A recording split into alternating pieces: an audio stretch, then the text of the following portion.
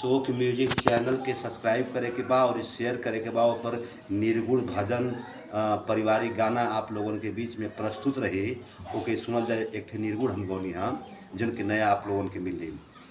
अरे दुनिया के हरी तनिराले माया बंधन टूटी ना, जबले जिया तबले सिया नाता गोता छूटी ना, जबले जिया तबले सिया नाता गोता छूटी ना।